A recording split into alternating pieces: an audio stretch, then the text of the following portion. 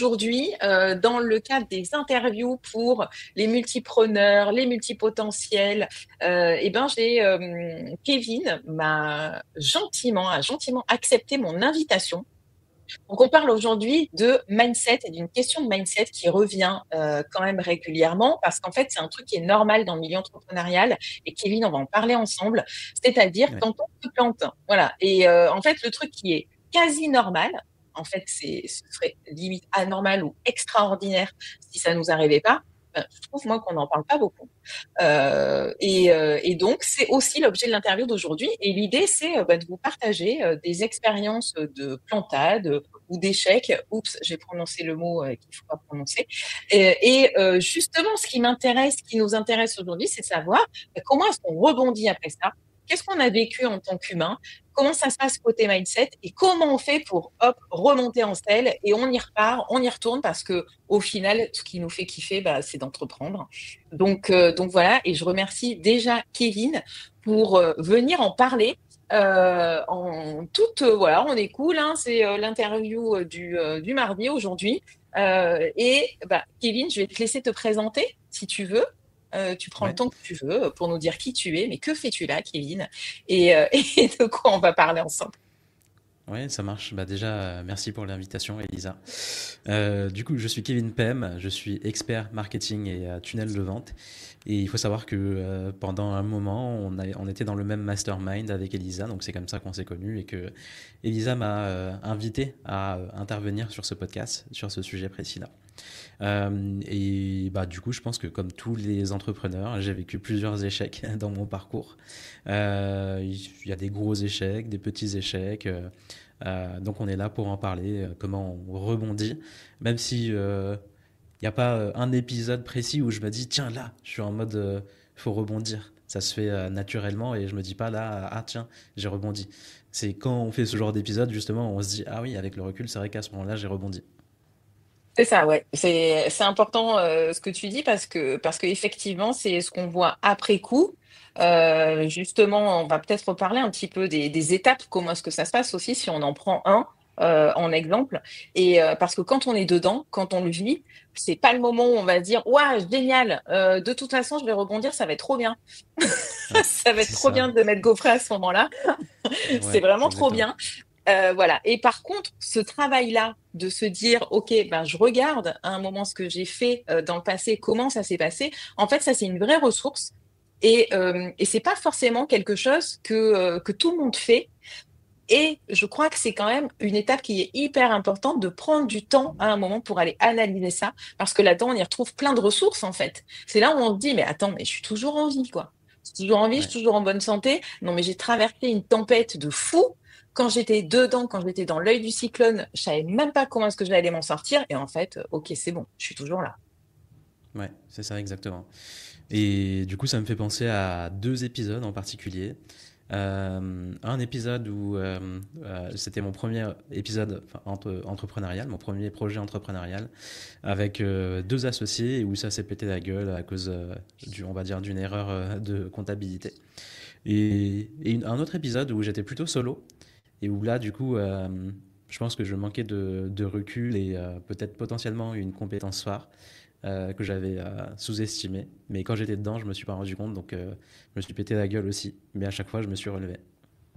Ouais, et puis t'as toutes tes dents là encore aujourd'hui, donc tout va bien, tu souris, t'es bien. Ouais, ça va, j'ai mis toutes mes dents. Ouais. Euh, alors dis-moi Kevin, le premier là, le contexte, donc c'est deux contextes qui sont différents. Il y en a un c'était t'étais à plusieurs, un autre était tout seul. Le premier, enfin celui qui t'a marqué en tous les cas, c'était au bout de combien de temps d'entrepreneuriat? Alors, c'est un contexte où je sors d'une école de commerce où j'ai fait des études de web marketing. J'étais en alternance pour mon école et je faisais des pubs. Je faisais des tunnels sans m'en rendre compte. En fait, je faisais des pubs, j'envoyais sur une page de capture pour que les étudiants téléchargent une brochure et je m'occupais du marketing de mon école. Et en fait, il faut savoir qu'il y a un intervenant Google Ads qui a retenu mon profil et quand j'ai fini mes études, il m'a contacté pour me dire tiens, ça te dit qu'on monte une agence ensemble parce que là, je dépasse le stade de freelance, je fais plus de 20K par mois, mais je suis sous l'eau, j'ai besoin de quelqu'un. Et du coup, j'accepte avec grand plaisir parce que du coup, lui, il avait un pied dans l'infoprenariat parce qu'il travaillait déjà avec quelques infopreneurs que moi je voyais sur YouTube et je me disais, tiens, plus de liberté, plus d'argent, etc. J'ai bien envie de tester ce monde-là, regarder un peu comment ça se passe. Et du coup, je me suis dit, bah tiens, vas-y. En plus, il a bossé chez Google, il a de bonnes compétences, il est en pleine accélération, donc c'est un super projet, quoi. Sauf qu'en fait, quand je suis arrivé, il y avait un autre associé euh, auquel il avait déjà fait appel, enfin, qu'il avait aussi onboardé, on va dire, plus pour la partie compta, gestion, etc. Et il lui a délégué aveuglément, on va dire, toute la compta, la gestion, etc. Moi, comme je suis arrivé en troisième et que j'étais un peu jeune par rapport à eux, moi je suis jeune diplômé, voilà, 25, 27 ans, quelque chose comme ça, je me dis, bah, je vais rien dire, même si je vois des trucs qui vont pas, etc. Ou s'ils me parlent pas de compta ou de gestion, c'est normal, même si du coup on est tous associés et que moi j'ai quand même des parts, parce que du coup c'était le deal au début. Euh, donc au bout d'un moment, il y a des trucs qui se passent pas bien. Je me dis que c'est ok. On m'en parle pas parce que du coup je suis le troisième arrivé. Peut-être qu'il gère à deux.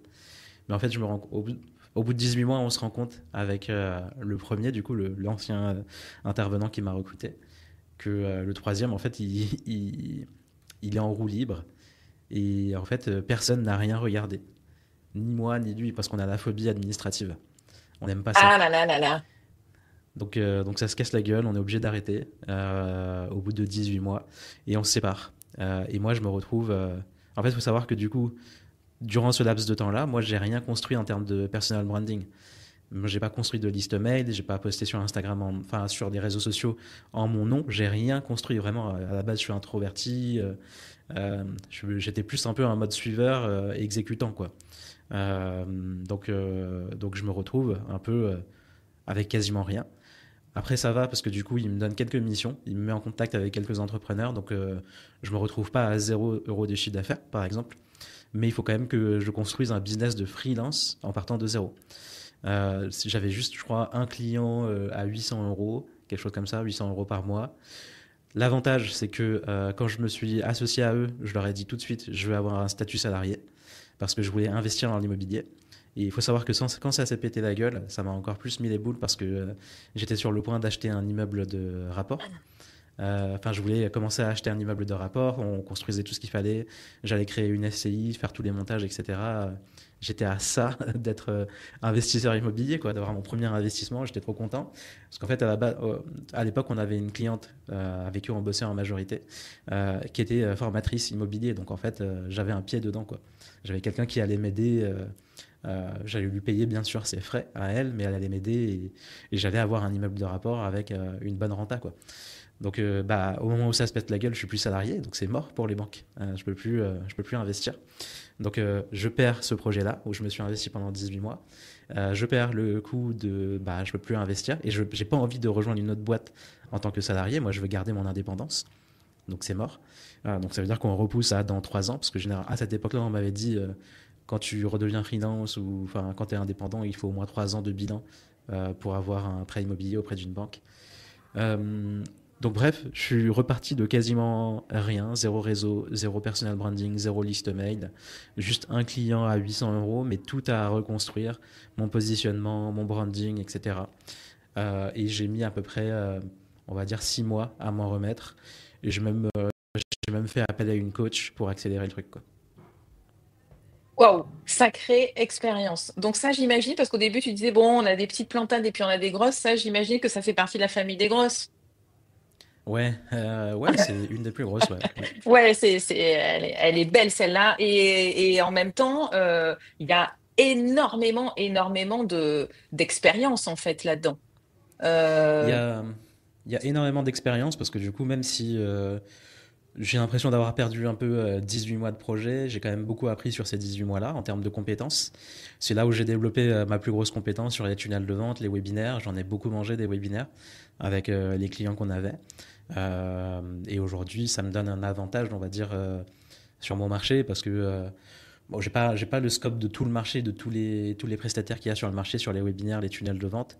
Mais de ce qui ressort de mes clients, c'est que je suis plutôt dans le haut du panier, quoi, sans prétention.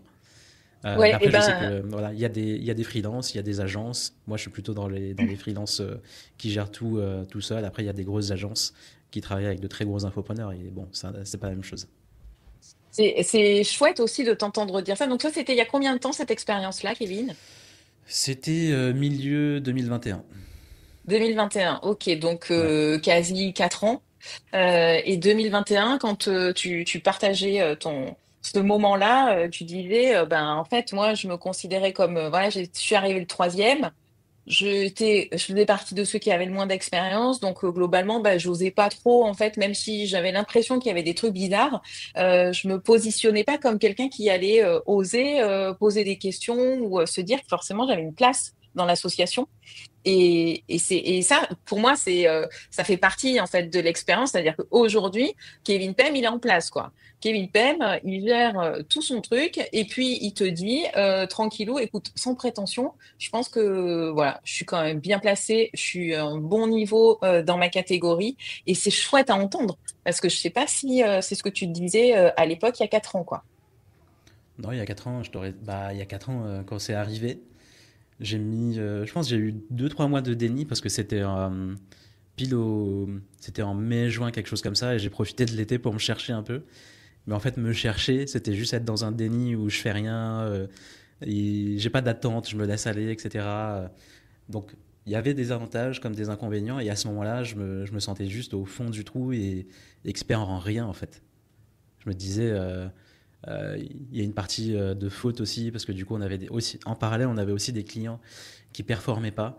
Mais à l'époque, on n'avait pas le recul pour leur dire, attends, si ça performe pas, c'est pas notre faute. Le marketing, il est fait.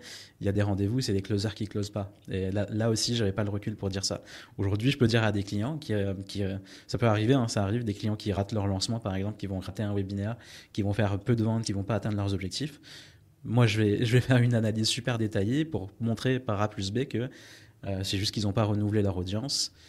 Ils ont fait un lancement juste avant, donc ils font que enchaîner des lancements, donc les gens ils sont saoulés. Leur offre convertit pas. Il y a eu X rendez-vous générés, donc le niveau marketing c'est bon, le deal il est respecté. Si derrière ça close pas, c'est pas moi, parce que c'est pas moi qui ai les prospects au téléphone. Donc j'avais pas le recul pour dire ça. Et du coup, comme il y a eu cet échec d'agence, donc où on a dû faire un stop sur le projet, plus des projets clients qui stagnaient un peu, mais c'était un contexte un peu difficile 2021. C'était un an après le confinement et tout, donc les gens achetaient beaucoup moins aussi. Il y avait plein de facteurs comme ça qui faisaient que c'était pas vraiment notre responsabilité. Mais comme j'ai un, j'ai un syndrome du sauveur qui est assez fort, souvent je vais tout prendre sur mes épaules et beaucoup récupérer la pression. Et du coup, accumuler tout ça a fait que je me suis dit, t'es pas un bon expert. T'es pas ouf, en fait, comme prestataire. Ouais, tout prendre pour soi, c'est vachement. En fait, quand tu en parles, on voit là apparaître toutes les étapes clairement de la courbe du deuil. J'imagine que tu connais cet outil. Si vous connaissez pas vraiment, allez le voir. Non, tu connais pas? Oh, Non, je connais ok. pas. Courbe du deuil, donc créé il y a des années par Von Straun, j'ai plus son nom en tête, mais Kluger quelque chose. Et en fait, ça nous explique que quand on vit une situation en tant qu'humain, en fait, d'un point de vue psychologique, on va passer forcément par des étapes. Et si on connaît pas ces étapes, en fait, on se dit, ok, c'est bon, en fait, je suis naze, quoi. Je suis naze, je suis capable de rien, etc. Sauf que, naturellement, il y a toutes ces étapes-là. Et une des premières étapes, bah, par exemple, je vais pas toutes les citer, mais on va commencer par la colère. On est super en colère, en fait, quand il se passe ce qui se passe, on découvre l'état.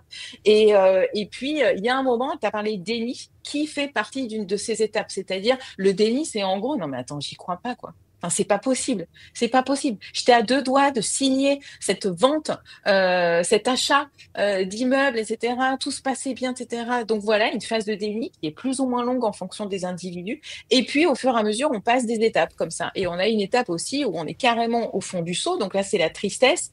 Et c'est OK aussi, ça, je vous le dis. C'est OK si vous avez envie de pleurer. Pleurez un bon coup, sortez tout ce que vous avez à sortir à ce moment-là, parce que plus tôt, plus vite vous passez ces étapes, plus vite, foum, vous repassez dans la deuxième phase en fait. Parce que la courbe du deuil, ça descend comme ça, je sais pas si on voit, et puis hop, à un moment, ça remonte. Et en fait, la plupart du temps, quand on est dans cette courbe descendante, on se dit non mais en fait, ça va jamais s'arrêter quoi. je vois pas comment est-ce que je vais pouvoir me sortir de ce truc. Et ben, c'est qu'on est en train de tourner en boucle sur ces étapes. Mais après, une fois qu'on a psychologiquement intégré et vécu toutes ces étapes, on en ressort et là, poum, on arrive à un niveau où finalement, on a la possibilité de pouvoir regarder ce qui s'est passé et de se dire, ah mais en fait, grâce à ça, j'ai vécu ça. Ce qui s'appelle une des étapes, le cadeau caché, où quand on en parle, on se dit, non mais c'est bon, il y a zéro cadeau dans ce que je suis en train de vivre. Ben, en fait, des mois après, parfois, on comprend où était notre cadeau caché.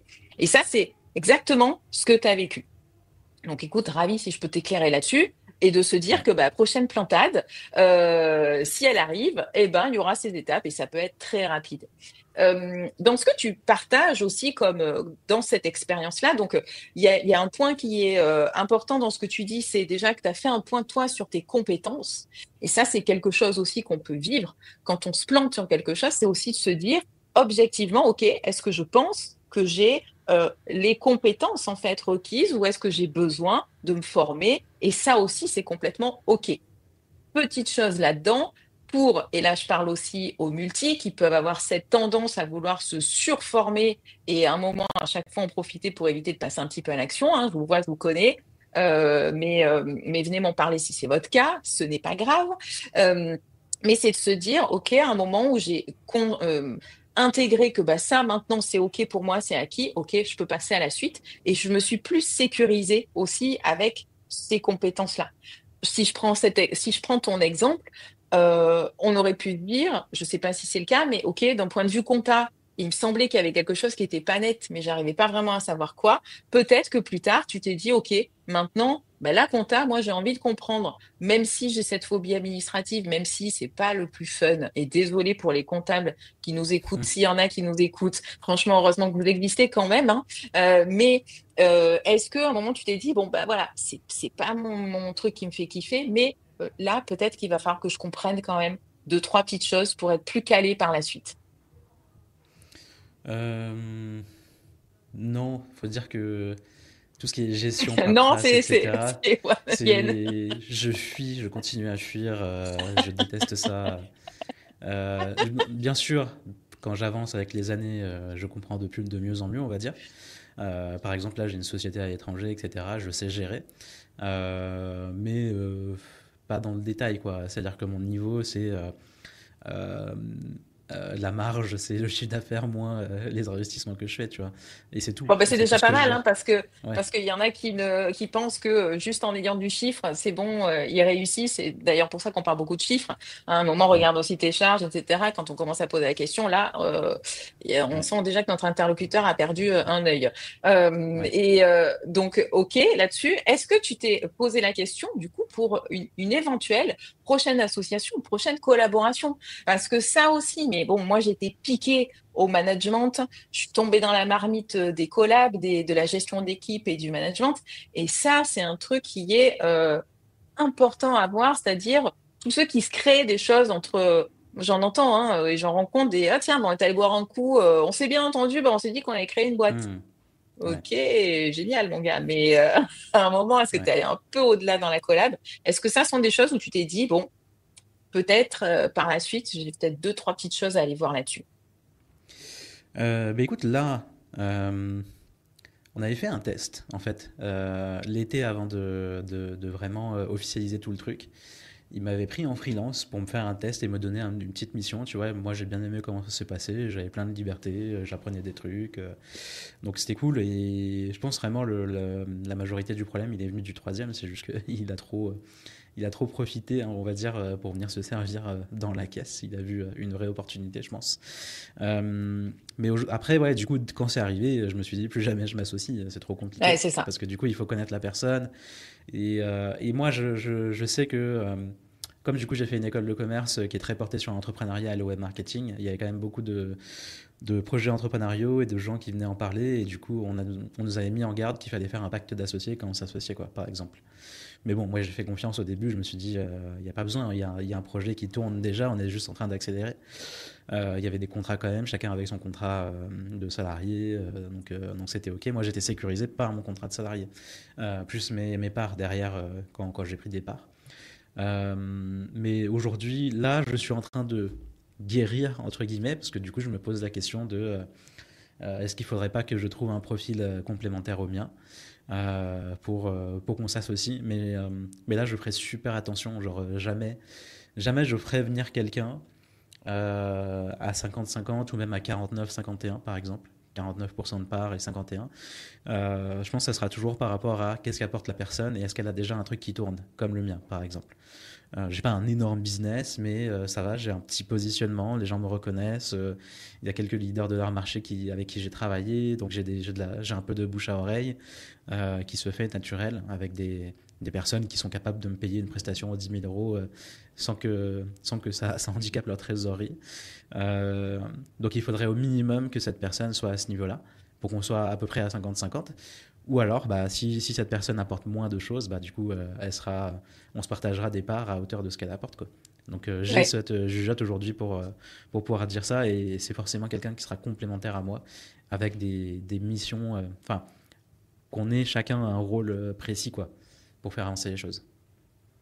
Ouais, c'est clair. Et est-ce que tu te mets cette même alerte dans le cas de délégation et quand tu dis, tiens, je pourrais commencer à déléguer, est-ce que c'est quelque chose qui, voilà, et que tu as gardé aussi pour toi? Je pense que ça, c'est un autre sujet, parce que du coup, j'ai déjà délégué par le passé avec une première assistante une fois, il y a 2 ans, mais je savais pas ce que je faisais. Je déléguais juste pour déléguer. Enfin, c'était un peu au pifomètre de la délégation. Euh, Ensuite, j'ai eu une online business manager. Mais là aussi, je pense que j'étais pas au clair sur ma vision et sur son rôle précis, en fait. En fait, je pense que j'étais pas assez formé, je pense, sur la délégation, sur qu'est-ce que je voulais déléguer. Et là, le plus simple pour moi aujourd'hui, c'est j'ai une personne qui m'aide, par exemple, sur des prestations. Par exemple, des prestations tunnel de vente, et je sais ce que je lui délègue, on a des process, je l'ai formé, etc. Donc aujourd'hui, par exemple, si j'ai un nouveau client qui veut un webinaire, ça roule, quoi. Donc là, c'est précis. Mais par contre, là où j'ai des lacunes sur la délégation, c'est sur mon business. Mon business à moi, c'est-à-dire qu'est-ce qu'il faut que je délègue et faire un process, etc. Voilà. Ok, bon, bah écoute, on en parle quand tu veux, hein, si besoin, Kevin. Oui. Euh, ok, je te posais cette question parce qu'il y en a bah, qui ont eu des déboires justement dans, tu vois, le fait de déléguer et qui se sont dit, comme toi avec la collab, non mais plus jamais en fait, plus jamais. Hmm. Et ça, c'est pareil, c'est quelque chose dans l'expérience où quand, bah, à un moment, on a vécu une situation qui n'était pas forcément celle qu'on voulait vivre, on peut avoir cette tendance à basculer dans l'extrême et se dire, non mais là, je veux plus quoi. C'est un peu comme un couple, hein. Tu as rencontré quelqu'un qui t'a saoulé et tu dis non, mais c'est bon, je préfère rester seule. Mais bon, quand même, au bout d'un moment, tu fais ton chemin, tu avances dans la vie, Hmm. tu te dis ouais, bah, non, c'est quand même sympa à deux, quoi. Ouais, non, je suis pas fermé. Bah, si sur la délégation, j'ai une déception. Ça m'est déjà arrivé d'avoir une déception, par exemple, avec. Ça peut être une prestataire sur un sujet spécifique, mais enfin, souvent, moi, ce que j'ai remarqué, c'est que s'il y a une déception, il y a une part de responsabilité des deux côtés, déjà. Donc, par exemple, là, si je pense à une prestataire avec qui j'ai pu avoir une déception, j'ai mon rôle à jouer sur le manque de communication, par exemple, le manque de feedback, etc. La délégation, c'est pas juste je te refile le truc, tu fais, et puis si j'ai pas mis de cahier de décharge, enfin, si je suis déçu, c'est à cause du prestataire. Non, si le prestataire il a pas eu de cahier de décharge, c'est normal. Donc je suis assez mature pour ça. Donc non, enfin, c'est juste que c'était pas le bon moment, pas la bonne personne, pas le bon process, ou tout ça à la fois. Donc je me dis que pour l'associé, ça peut être pareil aussi. C'est qu'en fait, on s'est jeté dans le truc sans se faire accompagner.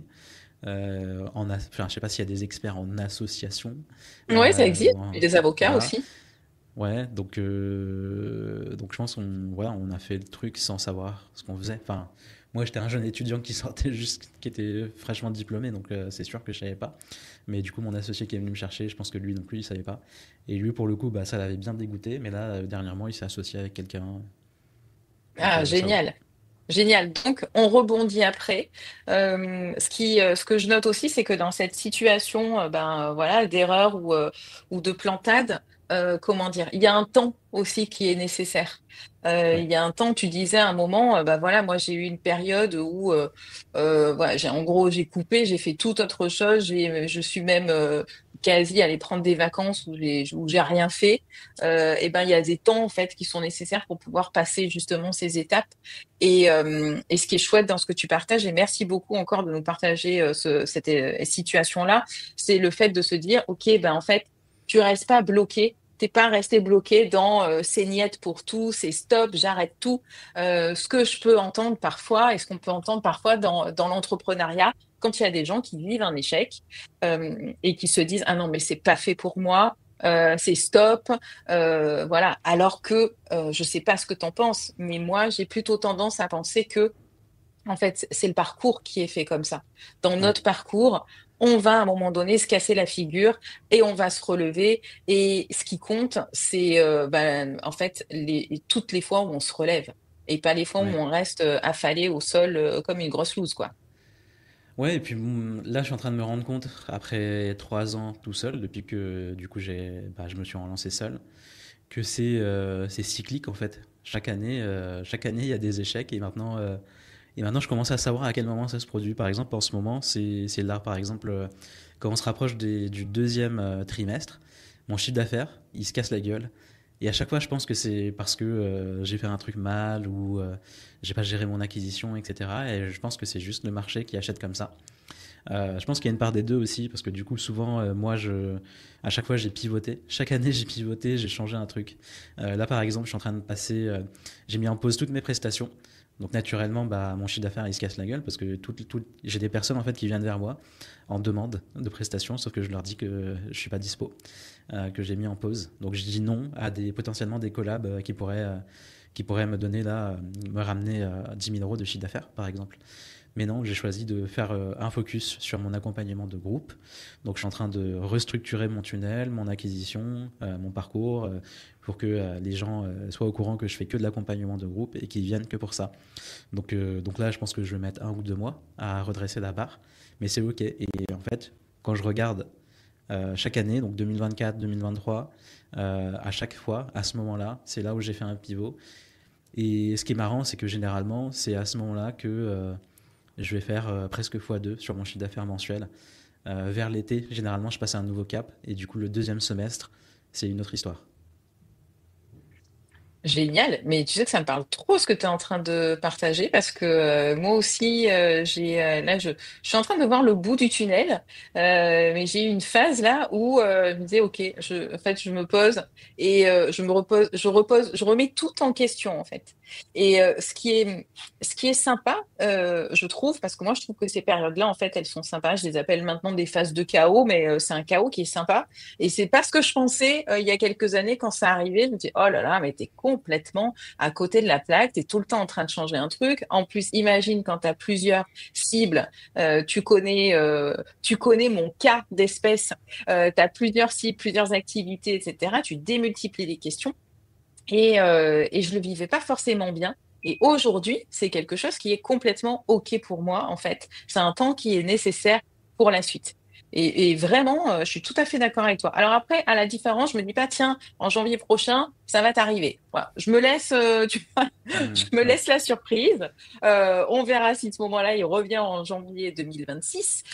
Mais en ayant fait aussi mon bilan, et je fais un bilan assez rapide, par contre, j'observe ces périodes-là et effectivement, pour moi, en janvier 2024, en décembre, c'est plutôt fin d'année et début d'année. Alors, est-ce que je suis le cycle des années classiques? Mais en tout cas, à ce moment-là, je re-questionne tout et c'est tout à fait OK pour moi. Et ça, si ouais, ça vous parle aussi à ceux qui écoutaient, sont vraiment des choses que vous pouvez faire parce que je sais aussi qu'il y en a qui vivent un vrai mal-être, un vrai malaise quand ils sont dans cette étape-là, se dire, oh, je suis paumé, j'ai mis en place des choses, en fait, ça me plaît plus, vers où je vais, pourquoi j'ai fait ces choix? Eh ben, en fait, c'est OK de vous poser toutes ces questions. Et ce qui est intéressant, par contre, c'est que si vous voyez que vous tournez en rond, ben, allez trouver quelqu'un qui va pouvoir vous aider à démêler tout ça si vous en avez envie. Intégrer des groupes aussi, ça peut vous aider que d'entendre les situations, des partages d'expériences d'autres personnes.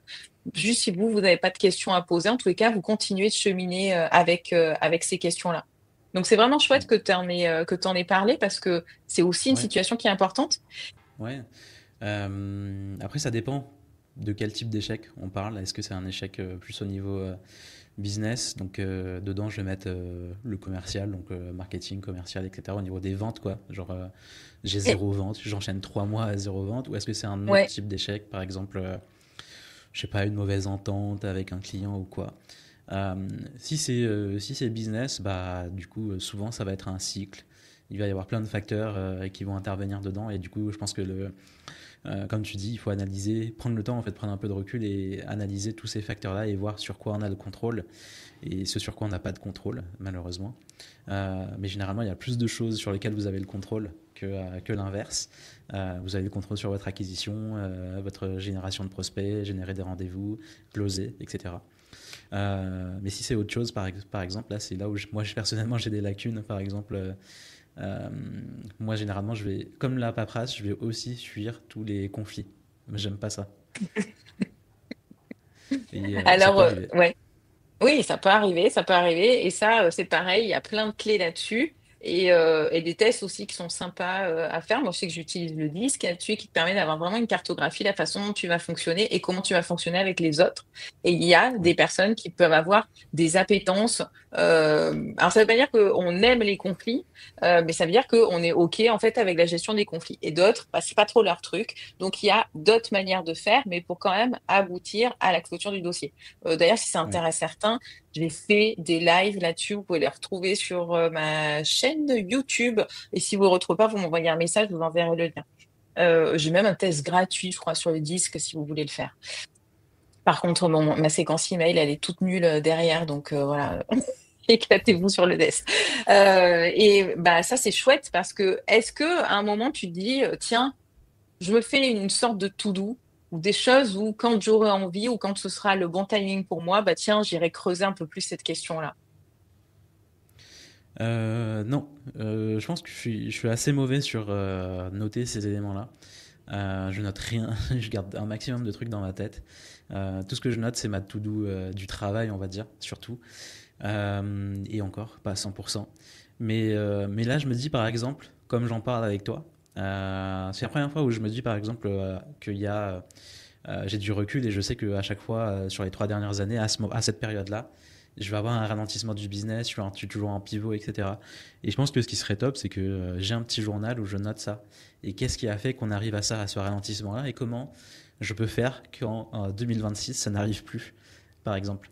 Donc je pense qu'un principe clé, ce serait de se noter à chaque fois qu'on a un échec, faire une petite analyse, qu'est-ce qui a mené à ça, qu'est-ce qui a conduit à ça, c'est quoi l'effet papillon, et du coup sur quoi j'ai le contrôle et qu'est-ce que du coup je peux en prenant les trucs sur lesquels j'ai un contrôle, qu'est-ce que je peux maîtriser pour que la prochaine fois ce genre d'échec n'arrive plus. Donc là moi ça serait si jamais un jour je m'associe, vérifier le background de la personne, faire un test pendant une grosse phase, vérifier plein de choses, quand ça va pas le dire, etc. quoi. Toutes les leçons que je retiens. Yes, ah bah c'est ça, c'est génial. Alors écoute, c'est rigolo que tu parles de ça parce que là, tu vois, moi j'ai sorti mon petit cahier et en fait là, j'ai fait mon bilan de l'année 2024. Donc sur une page, je fais un mois. Si je peux vous donner des astuces, voilà comment je m'y prends parce qu'en même temps, il fallait que je fasse aussi mon bilan comptable. Donc ça m'a permis aussi de faire tout le Ouais. bilan en même temps. Et en fait, je vais reprendre. Alors moi, j'utilise mon agenda avec les événements que j'ai vécus, etc. Je fais un bilan pro et un bilan perso. Je me pose il y a deux choses que je vais voir, non, trois choses que je vais voir. La première, c'est ce que j'ai mis en place pour structurer mon business. Est-ce qu'il y a de nouvelles choses que j'ai mis en place pour la structure? Vu que moi, mon credo, c'est de simplifier au maximum, étant donné que j'ai tendance à démultiplier les choses. Donc, comment est-ce que c'est une alerte que j'ai et c'est comme ça aussi que je guide mes clients? Qu'est-ce que je mets en place pour encore simplifier et canaliser tout ça? Deuxième chose, je vais aller observer, tu as parlé des échecs, mais je vais d'abord commencer par les réussites. Tu vois, je vais mettre un petit coup de boost. De quoi je suis fière? Qu'est-ce qui a fonctionné? Qu'est-ce qui a marché? Qu'est-ce qui m'a fait plaisir? Et puis ensuite, je vais aller observer les difficultés que j'ai rencontrées et je me fais globalement un petit état de mon mois. Et après, je reprends toute mon année. Et effectivement, ce dont tu parles, c'est les échecs. En fait, échecs, réussites, moi, je les mets au même niveau parce que ce qui m'intéresse là-dedans, c'est d'aller voir dans les réussites ce qui a fonctionné, ce qu'on va pouvoir réitérer, ce qui a marché pour nous, on va aller le réitérer, on peut, on gagne du temps. Et dans les échecs, bah, qu'est-ce que j'ai testé? Et finalement, tiens, sur quoi je vais pouvoir jouer et tester pour voir si pour la prochaine, c'est quelque chose qui fonctionne. Ouais, c'est pas mal. Il faudrait que je me pose Ouais. pour faire ce bilan 2024. C'est quelque chose que je fais pas assez. Les bilans, même au niveau de la semaine, en fait, c'est quelque chose que je veux faire cette année et j'y arrive pas. Me poser le dimanche, me dire qu'est-ce qui s'est passé cette semaine, est-ce que j'ai atteint mes objectifs, comment je peux mieux faire la semaine suivante. Donc ouais, faut que je m'y mette là. Bah, à ton rythme, hein, il y en a aussi qui aiment le faire toutes les semaines et tout. Moi, non, c'est pas possible de le faire toutes les semaines. Il y en a une, je vais commencer à zapper, puis après, je vais manquer de régularité, puis après, je vais me dire, oh là là, je suis nulle parce que je manque de régularité. Donc, stop pour ça. Mais un mois, c'est mon rythme. Donc, super si ça te donne cette envie. Bah, écoute, Kevin, je crois que t'avais encore un autre exemple, mais là, j'ai déjà pris plein de temps. Peut-être que je pourrais te réinviter pour qu'on en reparle, hein, point de vue mindset. Bon, tu vas pas être Ouais, l'invité des échecs, hein, mais tu es l'invité du mindset quand même, hein. Tu es le gars qui a un mindset de feu. En même temps, tu es aussi celui qui accepte d'en parler. Et là, c'est merci pour cette authenticité à partager à 250%. Et, et je sais que c'est aussi ce que tes clients apprécient chez toi dans tes accompagnements et c'est aussi pour ça que ça marche. Tu parlais de branding personnel. Dans ton branding, en tous les cas, il y a aussi cette authenticité et qui est vraiment très appréciable pour toi. Je suis sûre que c'est un merci. truc je suis sûre que c'est un truc qui parle à tes clients. En tout cas, il y a Merci, plein ça de fait gens sur plaisir. les réseaux, hein. Il y a plein de gens, donc coucou à tout le monde. Il y en a qui disent l'entourage est tellement important. Waouh, merci pour ton authenticité. Bah tu vois, ça ressort. Si vous avez des questions, si vous avez par la suite envie aussi d'échanger avec Kevin, on pourra te retrouver où? Je vous invite à vous abonner à ma chaîne YouTube en priorité, parce que du coup, je vais me remettre à faire des bonnes vidéos, de belles vidéos qui arrivent. Donc, vous tapez juste Kevin Pem, donc P-E-M, M comme Marie, sur YouTube, et vous allez me trouver normalement. Ok, donc Kevin Pem, je remettrai de toute façon tes coordonnées sur YouTube et voilà. Et si vous voulez parler de marketing, tunnel de vente, bon, ils peuvent quand même t'envoyer un petit message, même si là c'est pas la Ouais, phase où tu sur prends du Instagram. monde. Tu pourras toujours les recontacter plus tard ou voilà. En tous les cas, il est adorable, Kevin. Donc bah, allez-y, hein, allez-y. Et puis si vous avez envie de parler de mindset, etc., de de bilan de management, eh ben écoutez, je répondrai à vos questions aussi avec grand plaisir. Est-ce que Kevin, tu as un dernier mot, une dernière chose à partager avant qu'on se quitte? Oui, on a parlé d'échecs, de cycles, se relever, etc. Je pense que l'échec, c'est un ingrédient indispensable dans l'entrepreneuriat. C'est un truc qui va arriver à un moment donné, que ce soit des gros échecs ou des micro-échecs. Ça fait partie du jeu. Faut considérer le parcours comme un zigzag, comme ça. C'est jamais tout droit, ça va jamais monter tout le temps. Donc il y aura toujours des downs, des up and down. Donc considérez juste ça comme un marathon. Dites-vous juste que bah, si vous entreprenez maintenant, peut-être que vous allez entreprendre jusqu'à votre retraite. Je ne sais pas s'il y a une retraite entrepreneuriale à 50 ans ou 60 ans, mais dites-vous que voilà, en fait, juger 3 ans sur ces 50 ans, c'est rien du tout en fait, si on dézoome. Donc il y aura toujours le temps de Ouais. rebondir. Ah, super astuce. J'adore cette vision globale aussi pour arriver à encore dédramatiser la chose. Et finalement, oui, c'est quoi ce laps de temps? Au moment où on est au fond du seau, c'est compliqué. Après, appelez aussi. Vous pouvez avoir des personnes qui sont ressources, des personnes qui vont vous faire du bien, qui vont juste vous remonter en énergie, avec qui vous allez pouvoir aller rigoler, boire un coup, changer vos idées, etc. Puis quand émotionnellement la phase elle est passée, hop, c'est le moment où on peut analyser tout ça et continuer. Et tu as Céline et bien d'autres qui disent merci pour ce partage. On vous remercie beaucoup d'avoir été présents. Merci à vous tous. Un grand merci, Kevin. Je t'embrasse. Très belle journée à tout le monde et vous retrouvez cette interview sur mon podcast. Je me suis lancée. Donc, si vous y allez et que vous aimez les interviews, allez-y, mettez un petit like, abonnez-vous et tout. Vous allez en avoir plein d'autres qui vont être super. Je vous embrasse tous. Merci pour l'invitation, Isa. Salut.